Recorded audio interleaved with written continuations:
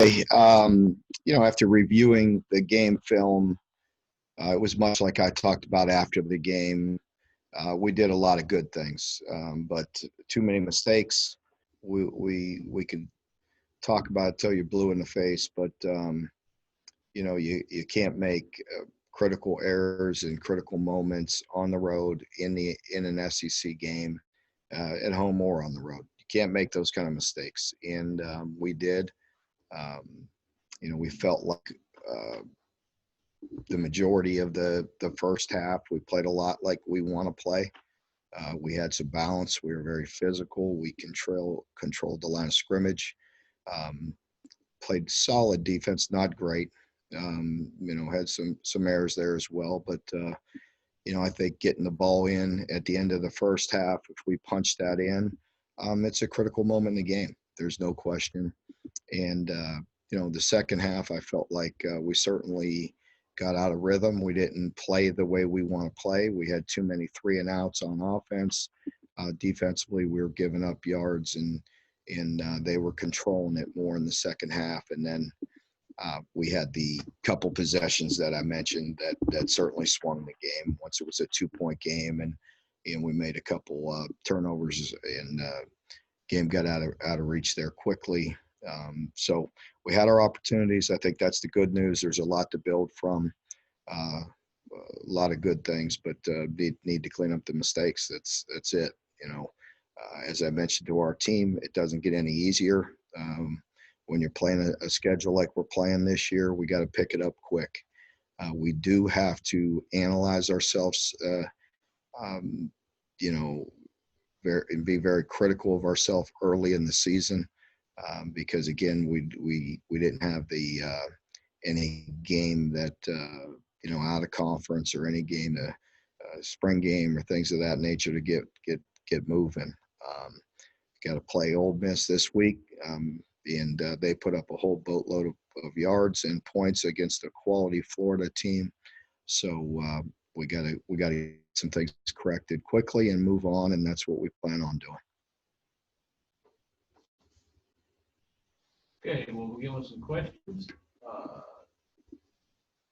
We'll start with Josh Ford. Hey, Mark, you kind of got into it there.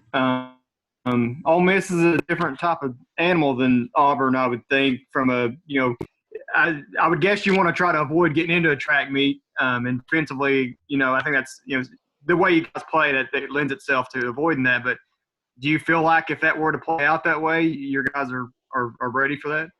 Well, we have to adapt to any situation. I think we all understand that the recipe that we like to play with to try to give us the best opportunity to win games.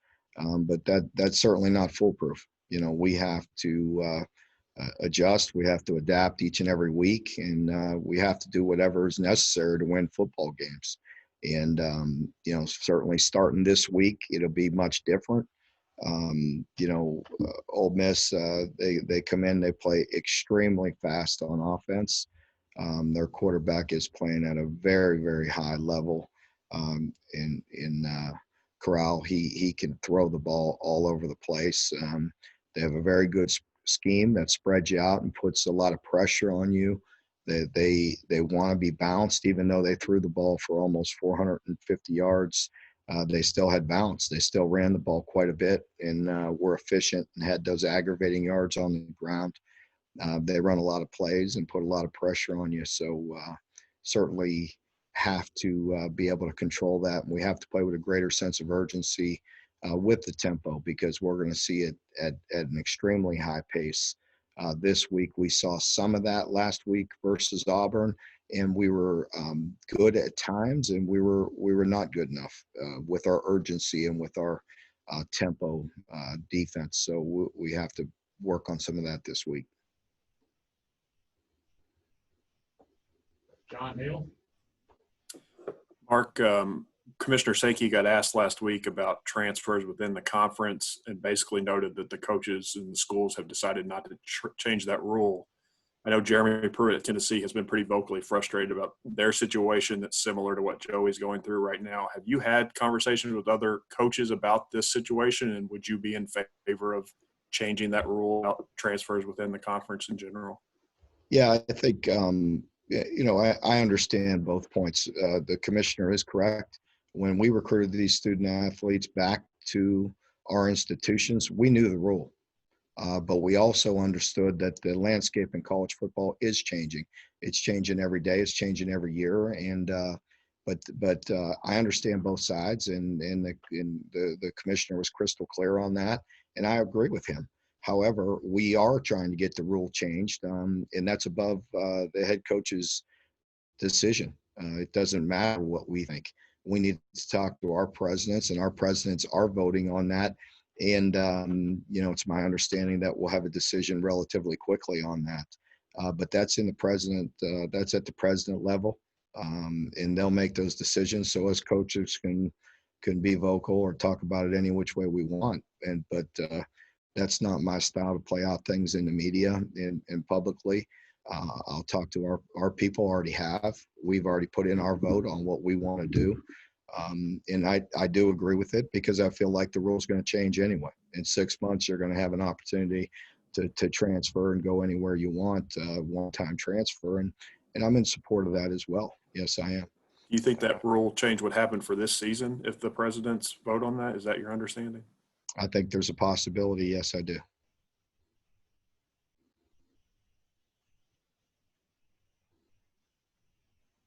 Okay, next is a KSR guest. Is that you, Nick? Yes. Mark, how would you evaluate the play of your pass catchers on Saturday? Pardon me? How would you evaluate the play of your pass catchers on Saturday? Our receivers and tight ends you're talking about? And yeah, they not good enough. Overall not good enough. There were some good plays.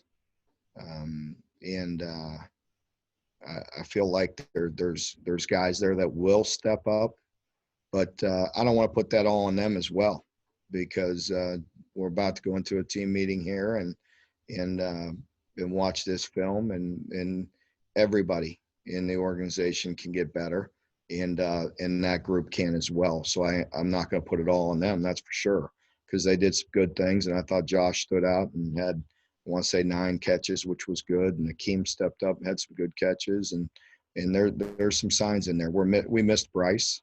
Bryce has had a really strong fall camp, and he's a big, strong guy that could go a little bit. So we missed having Bryce, and he'll be day-to-day here this week. Next is Larry Hall. Yeah, Mark, could you talk a little bit about how you felt your defensive front played last week, and then again, how important maybe getting some pressure on the quarterback will be this week? Yeah, one guy stood out in particular, Josh Pascal, really played at a high level. I mean, really good. The rest of the guys showed up at times and did some good things at times. Phil showed a few flashes of doing some really good things. Same with Quentin. But overall, we expect more and continue to get more. We were very close on some pressure a couple times. I thought they did a really nice job, and their QB did a really nice job of stepping up in there and hanging in there and throwing the ball. After viewing the film, you do have to give a shout out to Bo Nix, because he made a few throws under duress that were big time throws. But we're going to see that. I could tell you we're going to see it throughout this year. I could see it from Corral this week. Matt, big time arm talent, could throw the ball over the place, and just watching the crossover, watching Florida, they did the same. So we're going to see it all year. But Bo certainly made some big time throws. Next is Derek Terry. Yeah, Mark, I was wondering, with Auburn only running 57 plays on offense, just it didn't seem like you had to use a whole lot of guys rotating in on defense. I was wondering, just how did that go against the plan that you had, and did you plan to play more guys, basically? It did go against the plan, in particular in the first half, because we did control the game in the first half. And then the second half we didn't. We had way too many 3-and-outs in the second half. I want to say, counting the punt, the fake punt, 4 or 5 3 and outs, and that really 5 if you count that one. So that can't happen. That's not going to bode well for us. That's not how we can play and win games in this league. So, we have to play complementary football. We have to play good on all sides to have an opportunity to win. We can't be heavy on one side or the other. We have to be balanced and be good across the board. And we didn't play good enough, across the board in the second half. John Long, go ahead, please. Mark, the Auburn fans showed that even in limited capacity, you can still generate a pretty significant home field advantage, even in this situation. How do you anticipate the atmosphere to be at Kroger Field, and what can the fans do to help generate some momentum for the team? Well, definitely. I agree with you. You felt it felt like a lot more than 20,000. I don't know what was in there, but it felt like a lot more. Hopefully we will have whatever we're allowed to have in there. We'll have those folks in there and create some noise. I think you could supplement that noise with the speaker system and with crowd noise. I know that was a factor, and I want to make sure our folks are doing that here as well, because we're allowed to. Oh, I forget what the heck they said. They put the decimal level up to a certain degree and leave that on throughout the game. So I want to make sure we have that as loud as we're allowed to have, because we felt that in their stadium. John Hale, go ahead. Mark, it's always easiest for us to see mistakes for defensive backs. So I just wanted to ask you, how did you think Kelvin Joseph played on Saturday, especially the one penalty that obviously got a lot of attention? Yeah, the penalty's inexcusable. I show our players, a football IQ film every Monday, and silly, selfish penalties are on there each and every week. And usually it's at the expense of another team. But it will be on there at the expense of our own team this week, and we can't have that. We won't play that way. Will say this: he is a competitive son of a gun, and I could work with Kelvin. That's for sure. I thought he did some really good things in the game, and he is competitive and plays it. Made some mistakes. He's going to be rusty like a lot of guys. He hasn't played in a long time with sitting out last year. So his first competitive action in some time, I thought he really did some good things. There's a lot of good things to build on, and we'll get the other things corrected. That's correctable and fixable, and we'll get that straightened out. John Clay. Mark, after looking at the film, how did you think Terry played? Some good and some bad. Really for the first time playing in live action, I thought he threw the ball well. We had the crossing route open that, he got some pressure, and we need to do a better job of holding up in that pressure, giving him a fraction more. And we got the big play to Josh Ali with the over route there. We just missed that by 6 inches. The same with the long throw on Auburn's sideline. He sees the corner coming off the post route and can make a play on the wheel, and he misses it by probably a yard at the most. So there's a couple big plays out there. Obviously the turnovers everybody sees. That's very noticeable, and we have to get that corrected, and I believe we will. So we'll continue to work, continue to build on it. Josh Moore. The turnovers. What happened there on the fumble? I mean, have you talked about that with him there in I believe it was the third quarter, maybe early fourth? It looked like he just lost the ball. I don't know. Was there a? Yeah, there's no excuse for that fumble. The ball was loose. It actually hit his knee. No, yeah, they didn't cause it. It actually, he was a little bit loose with it. It starts with following the design of the play. He should have followed the lead blocker, and we have an opportunity to get the first down. I saw on the field during the game what Terry saw. They had actually, the defensive end had, stunted into the B gap, and so he felt like he can beat him to the sideline. And then he got indecisive with the run. So there was a linebacker there after the D end ripped into the B gap. There was a little lane there. He's either got to try to outrun him or make a move, and he got sloppy, got loose, and can't run the ball that way. Hey, Roush. You talked earlier about being more critical, and I think some of that's plugging in personnel in the right spots. Do you feel like you found roles for those running backs and how to use them? I mean, you know, those guys are going to play just like we did. I mean, there's going to be every game, you know, one of you are going to ask me a question, and you know that's going to rotate just like it did last year. One of them's going to have a big game, and then the next game it may be a different guy. I don't know, you know, or maybe one of them are going to jump out ahead, but all three of them have some really good qualities and do some good things. So we're not worried about it as much as I guess the media is, or whatever, what their role is. Their role is to help our football team win. And, you know, what by any means necessary, and they all are doing some good things. And sure, I'm sure each one of them probably wants some more carries, but you know, I think each one of them have a good argument because they're all playing good football.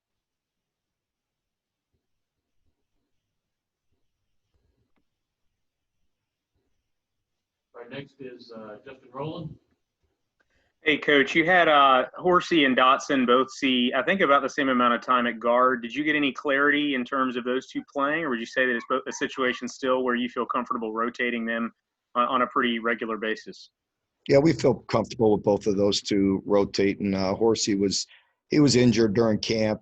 It gave Austin some reps, and he did a lot of good things with that. He made the most of it. We feel like we need to continue to play both of them, and we need to rotate some other guys. Coach Larm's done a great job through the years of bringing guys along, and we talked about that in our staff meeting yesterday, that you know, he will continue to rotate a few more bodies in there as well. Next question is Larry Goff. Yeah, Mark, just curious, after you got to see the film on that play that Chris was ruled not into the end zone, see anything different that you didn't see from the sideline? And did you ever get an explanation of why he wasn't ruled in the end zone? Yeah, I sent the film in. I can't ever comment on what they tell me, and I haven't gotten that back yet. So I'll wait and hear what the official word is, but it doesn't matter. You know, unfortunately, it doesn't matter. So till something changes, or, you know, somebody holds somebody accountable, we need to move on. You know, what did it look like to me? Looked like he was a yard deep in the end zone.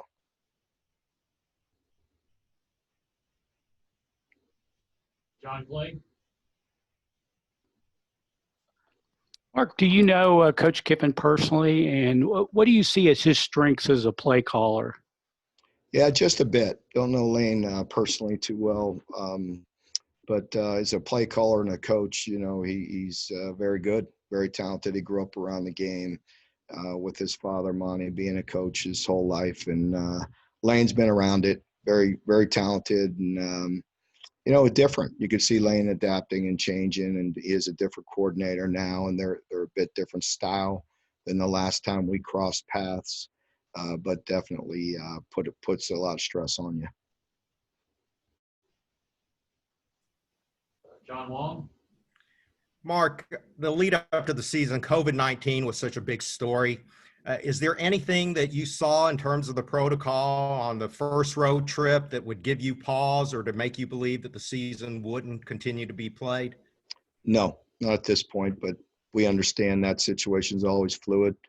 But it felt like our people did an outstanding job of keeping it safe and keeping our social distance. And it's, believe me, it's not fun, but everybody's inconvenienced, and we will do the very best and adapt the very best we can.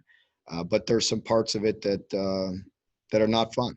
I want to get in front of that team today and get everybody in there and look at them eye to eye and have a great team meeting like we do on Monday, win or lose, and kind of reset the tone for the new week. But, with the way it is right now, that part of it stinks, but it is what it is. We'll go and meet and try to get together in the indoor, but we are spaced out all over the place. And it's different, but it's different for everybody. So we have to adapt and overcome just like everybody else does.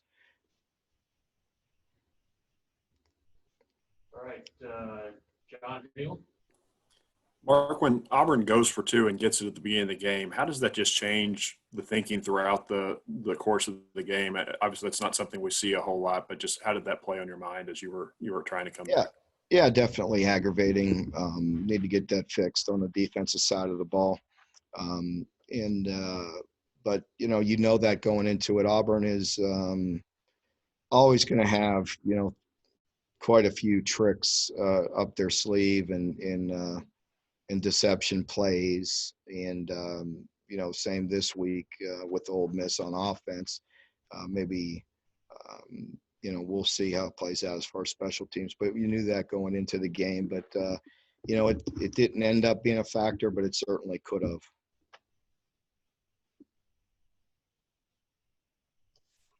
All right, last question we have in the queues from Jeff Drummond. If you have any more questions, you need to get them in now. Jeff Drummond, go ahead, please. Hey, Mark, I was kind of wondering, have you subscribed to that kind of theory about a team, making that improvement between weeks 1 and 2? And does that still apply if you do to a weird season where you're playing 2 SEC teams right off the bat? I hope so. It better. I know, definitely, there are, you hear me talk about it every week. Every coach does. You have to take the good, continue to build on the good things that you've done, and get the other things fixed as quick as you possibly can. I heard one of the other coaches, I forget the exact quote, but basically, you just hope to be the team that screws up the least, because everybody's going to screw up. Early in the year, you have to be able to overcome it. When you're a better football team, you could overcome mess ups, because everybody has them. There's a lot going on out there, and early in the season when we haven't had a spring game, and things aren't normal, it's going to happen. But you have to be able to overcome that. Overcoming adversity is something you're going to see each and every game, and you're certainly going to see it each and every year. We're all having to deal with issues right now, and so we better make some adjustments and make some improvement between week 1 and week 2, or it's going to be the same result. Okay, we have 2 questions left. This one is John Long. Mark, the O-line got so much hype during the preseason. I mean, what do I know? But in 3rd and 1, why not just run behind them, run it down their throats every single time? You're talking about the goal line play, because, that was my call. And again, in hindsight, I would do that differently. I felt like with the option with Terry on that play, could have the ability to run it and could have the option to throw it to the back in the flat. And, that there was a mess up by one of our wide receiver on that play that put that other DB in that area, because the back was open. The design of the play was there. The back was open. Terry was throwing it to an open receiver, and there was a body there that shouldn't have been, based on a missed assignment by a wide receiver. So I felt like worst case scenario there, John, we get 3, and we felt like we were, doing some very good things at the end of or in that half, and I wanted to go up with a lead. So I felt like 3 points was the worst. If we run it there and get stuffed, you have to get off the field and get your field goal unit in there with no timeouts and kick the field goal, which is doable with 26 seconds. And in hindsight, that's what I would have probably done, to be honest with you. I talked to the staff about that yesterday. So we need to have that that opportunity, and I don't disagree with you. Thank you. And last one from Josh Moore. Are kind of bouncing off that play there that you were just talking about, and just it kind of got lost, I think, because of the outcome. But Terry, that was the most pass attempts he'd ever had. I'm pretty sure at UK. Just how much was this game just getting him to build up his confidence too, and to be able to make it, put him in a position to make a throw like that, even though it didn't go the way you wanted it to. Yeah, again, I think that hurts because everybody sees him throw the interception, but they don't know that the wide receiver shouldn't have been in the area. We brought another body to the party that shouldn't have been there. And, but it does, I'm sure rattle his confidence a bit. But there's a lot in that game for him to build on. He did throw, with very effective at times. And again, that goes to everybody. That goes to protection. Just like the play I talked about earlier, we have an opportunity for another explosive play in the pass game that we missed by inches because we had a back, needs to do a better job with protection. Another critical play is on the second to the last drive of the first half. Terry goes through his progressions perfectly, hits the check down that's open. We have 2nd and 2 at the 22-yard line. Instead, we get a holding call. We get backed up, and then I believe we get another negative yardage play, maybe a sack, and are forced to punt. But those are mistakes that when we're in pretty good control of the game, up front, playing physical, playing the style that we want to play, taking our shots. But there's that fine line, and I'm just being truthful. That's where the fine line comes in. We have the ball at the, whatever it was, 39-yard line, 40-yard line, starting in maybe it was even closer than that because I want to say on the check down, AJ got it to the 20-22. But, do you continue to pound it there and play for 3, or do you try to take a shot and go to the end zone and hit a big explosive play? Well, we tried to hit the explosive play and we get the hold. So we've got to get better in those situations. Thanks, everyone. Thanks for joining us today. We conclude the news conference.